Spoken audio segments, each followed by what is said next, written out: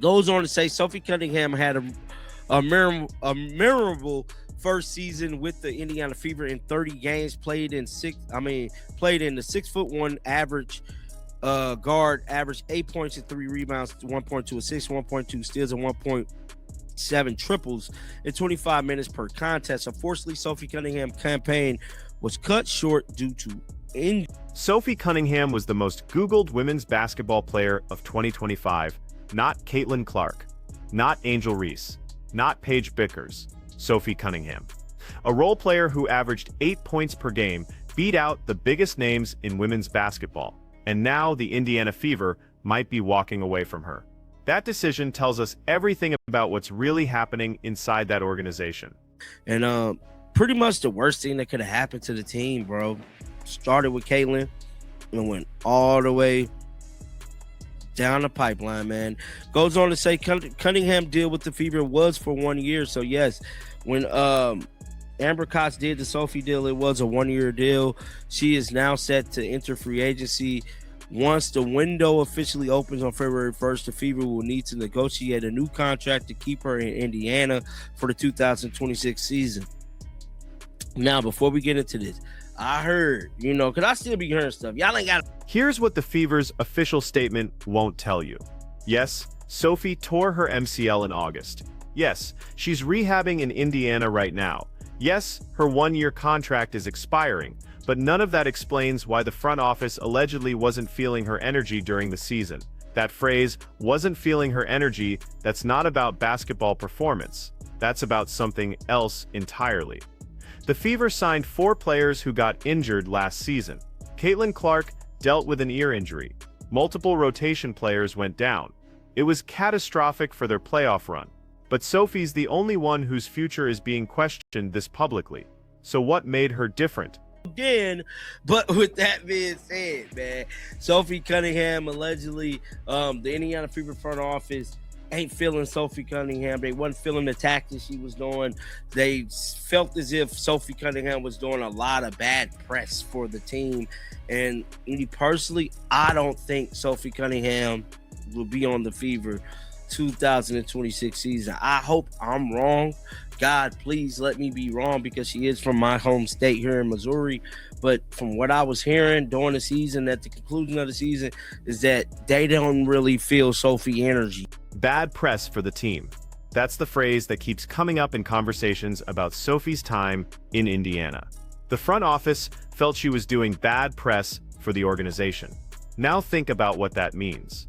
Sophie built a massive media presence during her Fever tenure. She launched a podcast. She did interviews. She engaged with fans constantly. She became one of the most recognizable faces on a team that was already drowning in attention because of Caitlin Clark. And here's the thing about media personalities in professional sports. Teams love them when they control the narrative. They hate them when they don't. Sophie wasn't asking permission. She wasn't running her comments through PR. She was being authentic, unfiltered, herself, and apparently, that authenticity came with consequences. Celtics. The Fever took to social media announced Sophie Cunningham off-season move. Sophie Cunningham in the house attending courtside tonight, per the team posted. So I'm guessing the post is coming up now. The Pacers pulled off the win, and Cunningham was attended. I don't know what that's going on to say, but y'all get what I'm saying. So the Indiana Fever definitely got to make some big time moves. But if you guys did not hear the news that happened yesterday, I was one of the first people to break you guys the news about the story with the WNBA. We're going to replay some of that content, man. Peace out. Ona Shelburne, I believe she is a reporter for ESPN, senior writer for ESPN. She released a tweet about 37 minutes. February 1st. That's when the free agency window was supposed to open. That's when Sophie would officially hit the market and teams could start negotiating. But then the WNBA and the Players Association announced a moratorium. They're freezing all free agency activity, all qualifying offers, all core designations, everything. The CBA negotiations collapsed past the January 9th deadline, and now nobody knows when this gets resolved. For Sophie Cunningham, that timing couldn't be worse. She's 29 years old. She just said on her podcast that her next city is where she wants to buy a house, that this might be her last significant contract. She's planning her post-playing career as a media personality, and now she's stuck in limbo while her current team apparently doesn't want her back and no other team can legally negotiate with her.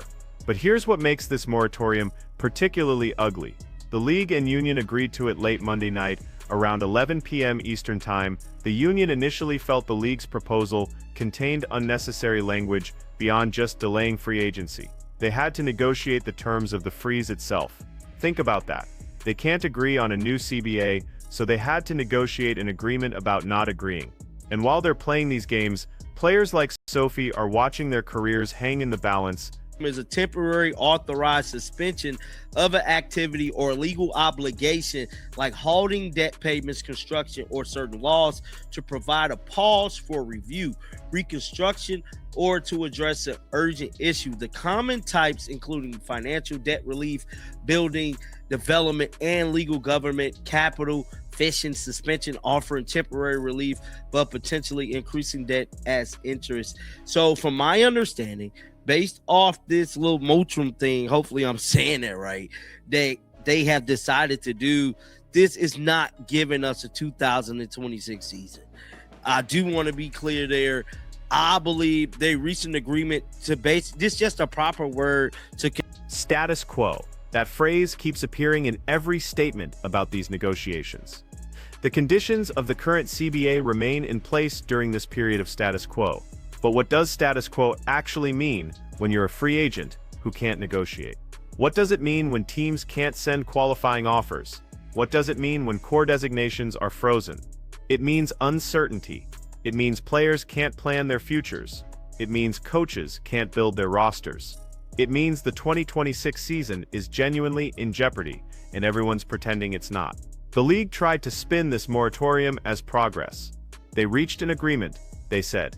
But an agreement to pause isn't progress. It's an admission that negotiations have failed so completely that the only thing both sides can agree on is to stop doing anything at all. That's not a win. That's a stalemate, dressed up in corporate language. Man, somebody said the first 8 words of this tweet had me thinking we were going somewhere else. Right, man, like it had got so bad I straight had to Google what the word meant, because I ain't gonna lie to you, I didn't even know what the damn word meant. Now, this is not a good look for the WNBA players or owners, man. Y'all still can't come up with an agreement. Y'all still can't come up with a system in place to get us a 2026 season. Because basically what y'all saying is that we still at the negotiation table. We still haven't made any progress in the current state of the whole negotiation situation. Sophie attended a Pacers game at Gainbridge Fieldhouse on Monday night. The Fever's social media team posted about it, Sophie Cunningham in the house. They tagged her, they acknowledged her presence, they made it seem like everything's fine between the organization and their pending free agent, but watch how this works in professional sports. Teams do this all the time. They maintain the public relationship, they post the friendly content, they act like it's all good, right up until the moment they let you walk. It's optics management. It's keeping fans from asking uncomfortable questions. It's making sure that when Sophie signs somewhere else, they can point to moments like this and say, "We tried, we wanted her back. It just didn't work out." Except we know they weren't feeling her energy. We know the front office had issues with her media presence. We know Amber Cox signed her to a 1-year deal, which in professional sports is basically a trial period. You don't give 1-year contracts to players you're planning to build around, you give them to players you're evaluating. 3 years of service or a player finishing the 4th year of their rookie skill deal. So as of right now, man, they stopping any talks with free agency. Now, Lexi Brown and Kalani Brown are the only players not on rookie contracts signed through 2026. Outside of this multi free agent deal, the conditions of the current CBA will remain in place as both sides continue negotiation. In this period of status quo, which I'm so tired of hearing about the status quo thing, because we're not like, we already like, I don't know what the hell they doing, man, but this is ugly because we constantly hearing about the status quo thing. We already talked about the status quo time after time again for the last 3 damn days. I don't want to hear about the status quo no more. I want to hear about a deal getting done. And as of right now, a deal is not getting done. This is a very, very ugly situation, and it don't look like it's going to get better any anytime soon. I want to know what y'all thoughts is down in the comment section right now. Keep them bells on. I will be back with more content. And until next time, man, shake that. Here's what makes Sophie Cunningham's situation particularly significant for the WNBA right now. She represents something the league desperately needs but doesn't know how to handle: player-driven media presence. Sophie built her brand independently.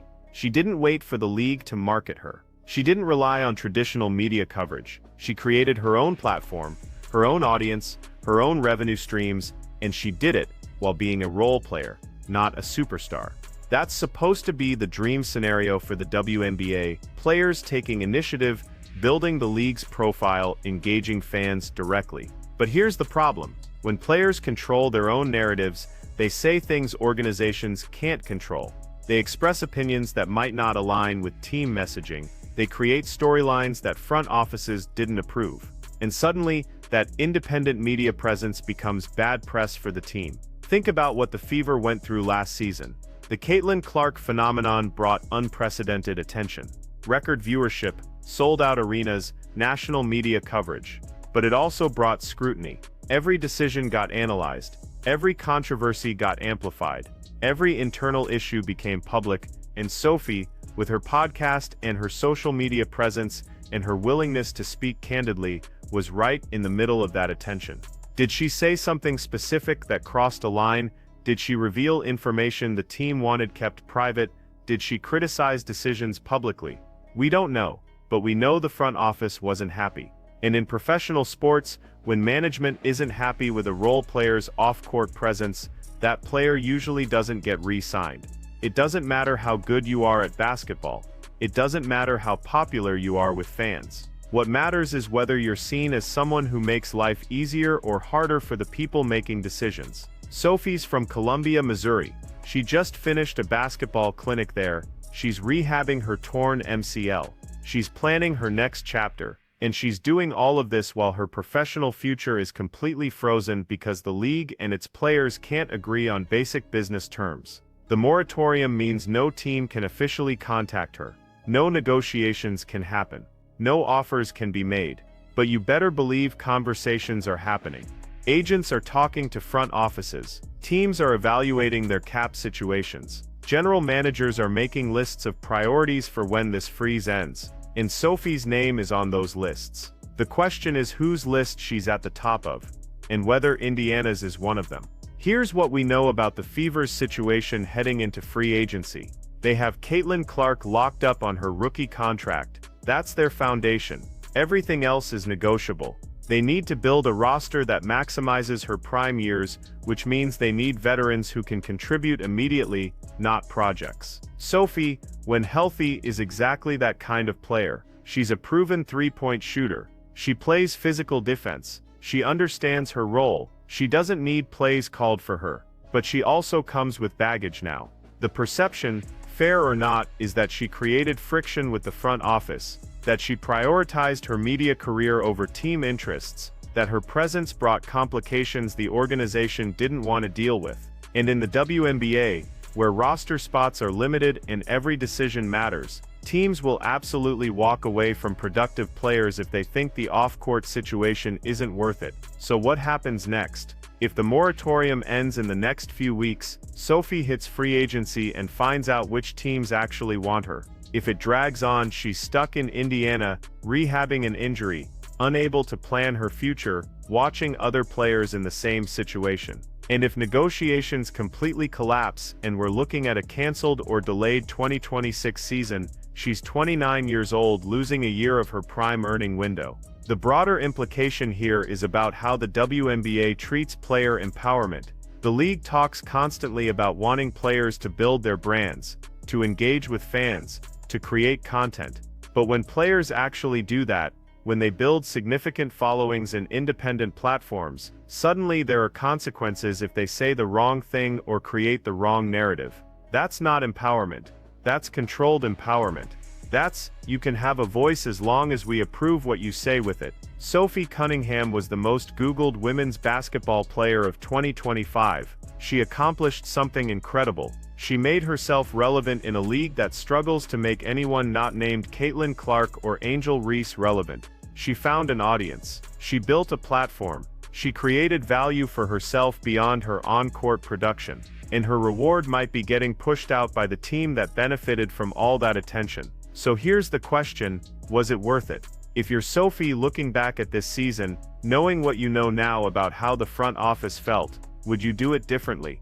Would you tone down the media presence? Would you be more careful about what you said publicly? Would you run everything through PR first? Or would you do exactly what you did? Build your brand, secure your future, and trust that when free agency opens, some team will value what you bring both on and off the court, because that's the bet Sophie made. And in a few weeks or months, whenever this moratorium ends, we're going to find out if it paid off.